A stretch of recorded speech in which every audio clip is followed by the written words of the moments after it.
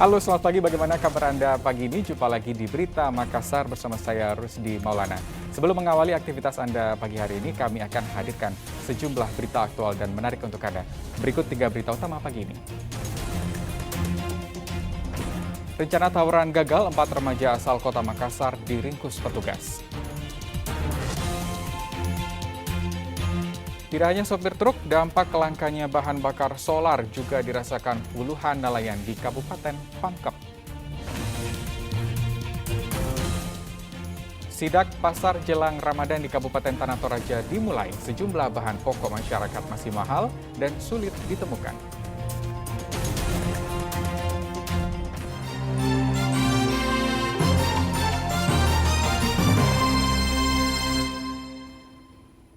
Kita ke informasi pertama pagi ini. Unit Patroli Reaksi Cepat Polda Sulawesi Selatan menggagalkan rencana tawuran 2 kelompok remaja di kota Makassar.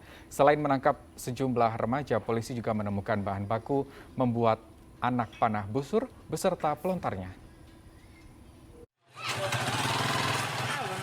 Sejumlah remaja ini tak bisa berbuat banyak setelah unit patroli reaksi cepat UPRC Polda Sulsel melakukan penggeledahan di tubuhnya dan mendapati sejumlah senjata tajam.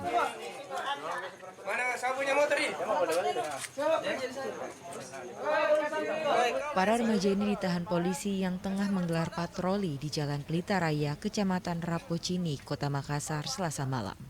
Para remaja ini rupanya berencana melakukan penyerangan pada kelompok remaja lain yang merupakan lawannya.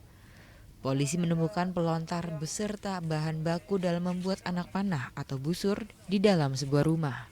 Hal ini adalah serangkaian persiapan yang dilakukan para remaja untuk menyerang kelompok remaja dari kampung sebelah.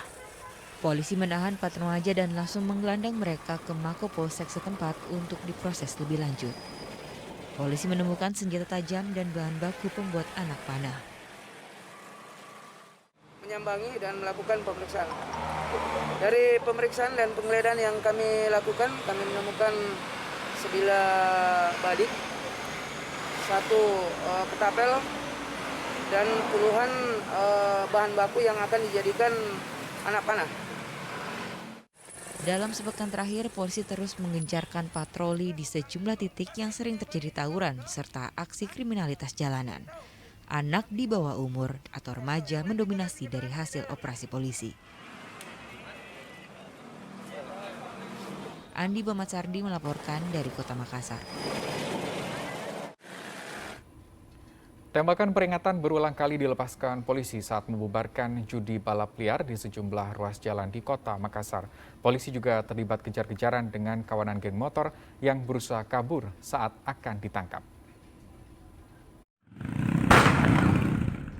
Tembakan peringatan dilepaskan polisi saat mendatangi lokasi judi balap liar yang berada di Jalan Talasa Citi, Kecamatan Talaman Rea, Kota Makassar, Senin malam.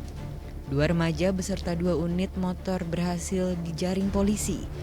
Tidak sampai di situ, unit Reskrim Polsek Tamalan Rea kembali mendapati judi balap liar yang dilakukan kawanan geng motor di ruas Jalan Urip Sumoharjo.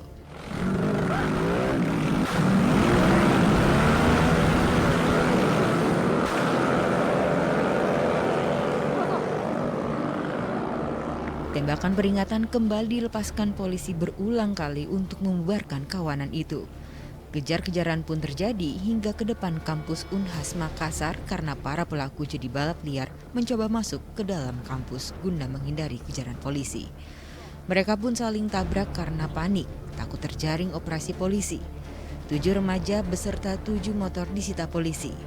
Motor yang terjaring langsung diserahkan ke unit lalu lintas Polsek Tamalan Raya untuk selanjutnya diberikan sanksi tilang. 9 remaja pelaku judi balap liar diberikan pembinaan.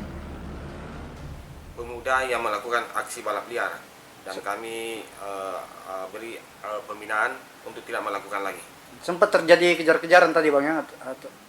Kami sempat terjadi kejar-kejaran karena melihat kami datang mereka lari. Dan kami berhasil mengamankan 7 pemuda dan beberapa motor yang tidak lengkap. Dan kami arahkan yang tidak lengkap ke Polsek Tamalan Rea untuk ditangani oleh unit lalu lintas. Polisi terus menggencarkan patroli di sejumlah titik yang sering dijadikan area judi balap. Motor yang terjaring akan dikeluarkan usai Ramadan sebagai langkah tegas polisi menindak balap liar yang mengganggu masyarakat maupun pengguna jalan lainnya. Andi Muhammad Sardi melaporkan dari Kota Makassar. Ya, kita simak informasi lain. Kelangkaan bahan bakar minyak jenis solar sangat dikeluhkan oleh sopir hingga nelayan di Kabupaten Pangkep. Untuk mendapatkan BBM jenis solar ini, mereka harus rela antri berjam-jam di SPBU.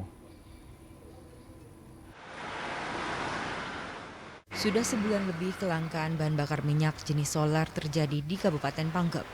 Kelangkaan ini berdampak pada supir truk antar wilayah dan kapal transportasi antar pulau serta kapal nelayan pencari ikan. Sejak BBM jenis solar mengalami kelangkaan, mereka pun setiap hari kesulitan dalam mendapatkan pasokan solar yang dijual di SPBU. Agar bisa melanjutkan perjalanan, para supir truk harus rela mengantri hingga berjam-jam, bahkan sampai semalaman di SPBU hanya untuk mendapatkan solar. Sedangkan untuk nelayan terpaksa harus berkeliling pulau, membeli solar dari pedagang eceran yang dijual seharga Rp8.000 per liternya. Padahal seandainya jika membeli melalui SPBU, nelayan hanya mengeluarkan uang sebesar Rp5.400 per liternya. Ya, selalu kehabisan Pak ya. Selalu kehabisan biasa seperti hari itu yang kita bisa pakai. Biasa kalau di pulau itu kalau dipakai, biasanya ada lebih dari itu. Jadi kebutuhan sehari-harinya berapa biasa Pak yang Bapak butuhkan solar sendiri? Tergantung dari pika mesinnya, saya kalau besar gitu mesinnya Pak, biasa pemakaian 20 liter. 30 liter itu per hari ya Pak? Per hari. Per hari. Jadi dapatnya di mana Pak? Kita beli di anu saja di kita penjual anu. Oh, penjual pengecer begitu? Iya, kalau di pertanian biasa langsung datang di situ habis. Kadang habis di situ, nggak sampai 3 jam langsung habis. Jadi biasa mengantri juga di sana Pak? Kadang juga mengantri di sana? Tidak ada sama antri. Kalau di SPBU Pertamina antri ada menjalankan, ada memang jatahnya orang. Begitu. Tapi selalu kehabisan. Selalu kehabisan.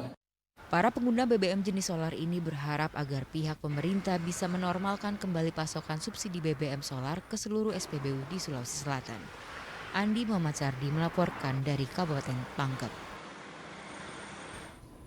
Ya, ruang tahanan tidak selalu harus mengekang warga binaan untuk berhenti melanjutkan sekolah. Sekitar 10 warga binaan Lembaga Permasyarakatan atau Lapas mengikuti ujian paket C untuk mendapatkan ijazah setara dengan ijazah SMA.